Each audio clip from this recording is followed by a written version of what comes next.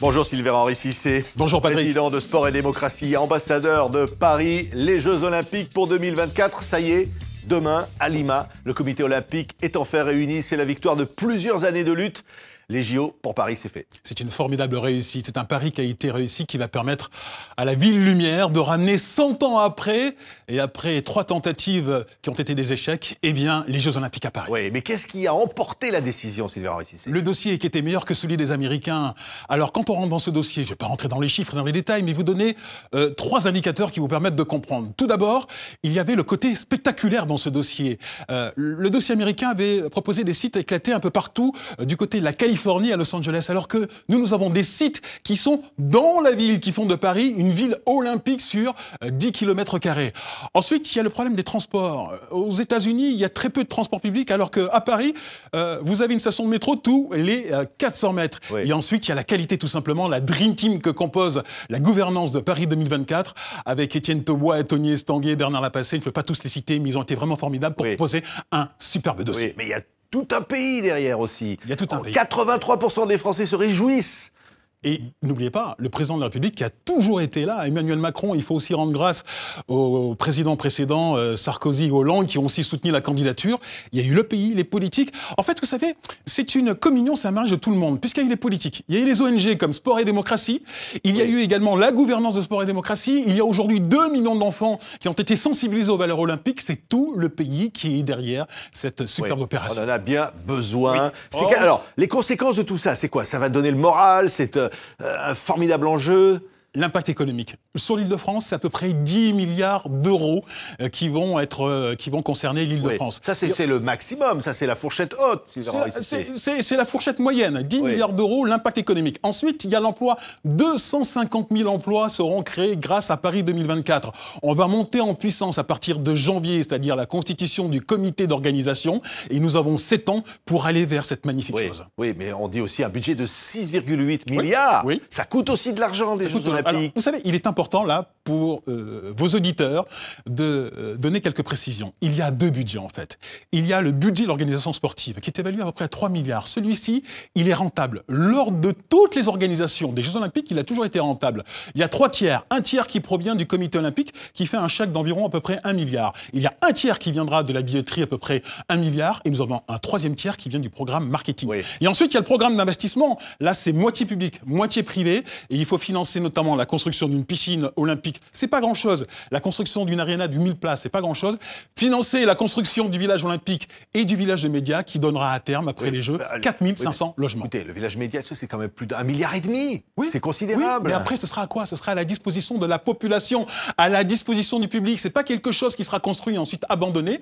C'est un investissement pérenne à très long terme, puisqu'il va bénéficier à la population d'une région notamment qui est en difficulté. Il s'agit de la Seine-Saint-Denis qui, grâce aux Jeux Olympiques, aura un coup de booster. Oui, mais on a vu à Rio, on a vu à Sochi, on voit des piscines olympiques qui ont été abandonnées, envahies par les arbres. Tout de suite. Vous savez pourquoi je vous dis non tout de suite? Parce que vous prenez les éditions précédentes. Il a fallu construire effectivement des infrastructures. Vous prenez Pékin, il a fallu construire 8 infrastructures d'importance. Vous prenez Rio, c'était 8 aussi. Londres, 16. Et à Paris, vous savez quoi? 2 infrastructures. Je parle d'une piscine olympique et je parle d'une aréna de 8000 places qui vont servir à la population. Autant vous dire que ce n'est strictement rien. 95% des installations sont déjà construites. Et en plus, nous allons faire quoi? Nous allons proposer un paysage extraordinaire au monde entier. Vous aurez des compétitions qui se dérouleront sur les Champs-Élysées, qui vont se dérouler au Trocadéro, à la Tour Eiffel. Ce sera extrêmement spectaculaire pour l'ensemble du monde et de la planète. Pas de mauvaise surprise, Sylvain Henry Cissé, parce qu'on voit bien ce qui s'est passé à Montréal. On en est revenu. On voit que ça a été financièrement très mauvais. L'organisation des Jeux Olympiques d'un autre temps. Aujourd'hui, nous avons le comité olympique qui impose l'agenda 2020, qui impose des Jeux responsables et durables. Et Paris 2024 s'inscrit pleinement dans cet agenda 2020. Oui, alors on parle peu de sport, c'est quand même important. Des disciplines nouvelles. Qu'est-ce qui va se passer dans ces Jeux Olympiques? Le comité, en relation avec le CIO, le comité de Paris 2024, va proposer de nouvelles disciplines. On est à peu près sûr aujourd'hui que le karaté va figurer à Paris 2024. Le karaté qui va rentrer à Tokyo 2020. Donc les Français, qui sont aujourd'hui la deuxième nation mondiale, ont de fortes chances de pouvoir dominer les Japonais sur leur sol. Et les karatékas français, quant à eux, voudront en tout cas briller à Paris 2024. Le surf, on va rentrer à Tokyo aussi. L'escalade va rentrer aussi également à Tokyo. Il y aura de nouvelles disciplines qui vont rentrer à Paris 2024. Oui, un formidable spectacle qui veut mettre en valeur aussi la capitale française. Beaucoup de compétitions autour de la Tour Eiffel, par exemple. C'est un spectacle. Je vous l'ai dit. Et imaginez tout simplement l'épreuve de marathon ou de cyclisme sur les Champs-Élysées et les caméras du monde entier qui seront braquées sur la plus belle avenue au monde. Imaginez les compétitions de tir à l'arc aux Invalides ou la compétition de beach volley au Champ de Mars. C'est la beauté de Paris qui sera magnifiée parce qu'il y aura le monde entier qui sera là en train de regarder des épreuves sportives et nous allons mettre les sportifs dans les meilleures conditions, dans les plus beaux endroits de la capitale, donc de la planète. Oui, les prochains Jeux Olympiques, c'est en 2020 à Tokyo. Oui. Ça va être une rampe de lancement pour Paris 2024 ? Non, la rampe de lancement, déjà, on est parti. C'est-à-dire que le comité d'organisation va être formé à partir de janvier-février, 70 à 100 personnes, et va monter petit à petit en puissance pour avoir 4 à 5 000 personnes en 2024. Mais d'ici là, nous avons les Jeux, nous avons travaillé sur la création de ces Jeux ici à Paris durant ces 7 années, et aussi l'animation des territoires. Vous êtes extrêmement écoutés dans le monde francophone.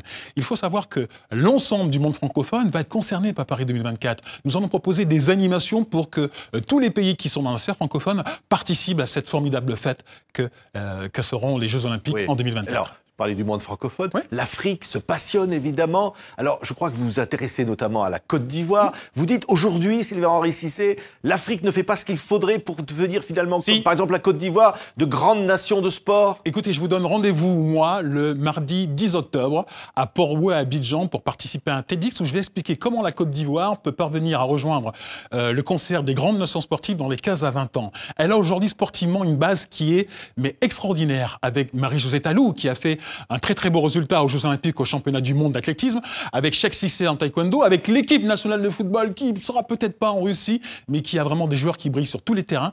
Il y a des ingrédients économiques, sociologiques qui peuvent permettre à la Côte d'Ivoire... Qu'est-ce qui fait la différence? Parce que voilà, l'Afrique a besoin de sport, l'Afrique aime le sport. Écoutez, je vais, lors de cette conférence notamment, parce qu'on n'a pas le temps d'en parler, mais expliquer à travers l'histoire comment certains pays, notamment l'Angleterre qui a créé les sports modernes et d'autres pays, ont pu bénéficier grâce à ces paramètres sociologiques et économique d'un coup de booster pour pouvoir exploser sur le plan sportif. Eh bien, c'est ce que je vais expliquer. Et la Côte d'Ivoire est à ce moment-là. C'est-à-dire qu'aujourd'hui, elle a des paramètres économiques et sociologiques qui peuvent lui permettre aujourd'hui de rejoindre les plus grandes nations sportives dans les plus grands championnats et pourquoi pas aux Jeux Olympiques. Merci beaucoup Sylvain-Henri Cissé, ambassadeur Paris 2024, d'être venu par avance fêter la grande fête de Paris aux Jeux Olympiques. Merci.